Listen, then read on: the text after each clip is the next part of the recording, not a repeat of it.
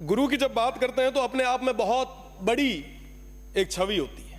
कुल गुरु की चर्चा चल रही है, कुलपति की जगह हम कुल गुरु का नाम ले आ रहे हैं। मैं स्वागत करता हूं आपका, आप ले आए, बहुत बढ़िया काम कर रहे हैं। मेरे से पहले माननीय भरतपुर से आने वाले सदस्य ने कई सारी चीजें कही। सही बात है कि साहब यूजीसी आपको वैलिड करेगी नहीं करेगी, क्या पता कल के समय में कुलगुरु कहीं पे साइन करते हैं, वो डिग्री अगर कैंसिल हो गई तो क्या होगा।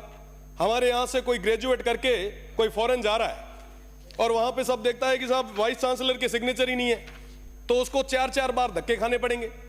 आप इसके लिए कुछ ना कुछ एक ठोस चीज ले आए, मेरा तो यही निवेदन है। क्योंकि गुरु की बात है तो मैं उनके सामने या उसके विषय में आपके खिलाफ तो नहीं बोलूंगा, और गुरुओं की तो इज्जत हमेशा हम करते ही आए हैं। गुरु गोविंद दोनों खड़े काके लागू पाए, बलिहारी गुरु आपने गोविंद दियो बताए। बहुत बड़ा नाम है, आप करें, स्वागत है आपका। पर मेरा निवेदन है कि आप विश्वविद्यालयों के बारे में भी सोचें। मैं जोधपुर यूनिवर्सिटी में 2019 से लेकर 22 तक छात्र संघ का अध्यक्ष रहा, खूब बार धरने दिए, प्रदर्शन किए।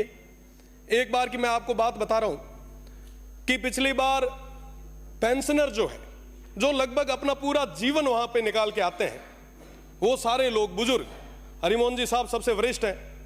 हरिमोहन जी साहब 70, 75 साल के हमारे जो बुजुर्ग हैं, जिन्होंने पूरा जीवन दिया है, वो सड़कों पे आए, धरने दिए। मैंने कहा क्या हुआ साहब?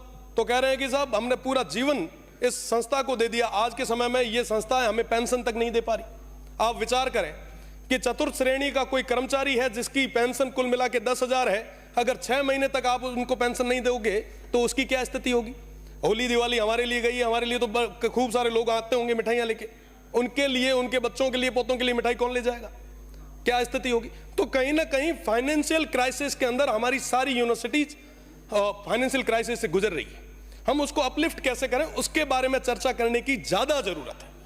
अब बात करें स्टाफ की, यूनिवर्सिटी के अंदर सारे प्रोफेसर्स के पद खाली पड़े, असिस्टेंट प्रोफेसर्स के पद खाली पड़े, टीचिंग नॉन टीचिंग के सारे पद खाली पड़े, कोई बात करने के लिए तैयार नहीं है। जो गेस्ट फैकल्टी पे जो प्रोफेसर्स आ रहे हैं, जो पढ़ाने के लिए आ रहे हैं, वो इसी उम्मीद के साथ कि कभी ना कभी सरकार कोई ना कोई ऑर्डिनेंस लाएगी और हमें परमानेंट करेगी।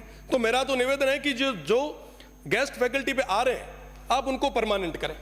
नॉन टीचिंग के जो स्टाफ है, लगभग काफी लोग तो ऐसे हैं जिन्होंने पूरा जीवन दे दिया, अभी तक वो टेम्परेरी है, उन लोगों को आप परमानेंट करें। साथ ही साथ मैं स्टूडेंट्स की बात करूं, आप बहुत एक्टिव हैं, माननीय मंत्री जी बहुत लांठा है। आपसे तो मेरा ये निवेदन है कि आप उन यूनिवर्सिटीज में, उन हॉस्टल्स में, उन विद्यार्थियों के साथ में एक एक दिन, एक एक रात गुजार के आए। आप वहां की हॉस्टल्स की स्थिति देखें, वाकई लगेगा स्टूडेंट्स को कि हमारे माननीय मंत्री जी बहुत एक्टिव हैं। आप वहां पे जाएंगे तो देखेंगे कि साहब हमारे पास क्वालिटी की कोई कमी नहीं है, कोई कमी नहीं है। बहुत ब्रिलियंट स्टूडेंट हमारे यहाँ पे। आप उनके बीच में अगर समय निकालेंगे तो 4 चीजें साथ में निकल के भी आएगी। सिंडिकेट के अंदर छात्रों को या छात्र नेता या जो ब्रिलियंट स्टूडेंट है, आप कैसे भी तय करें और उनको जगह दें।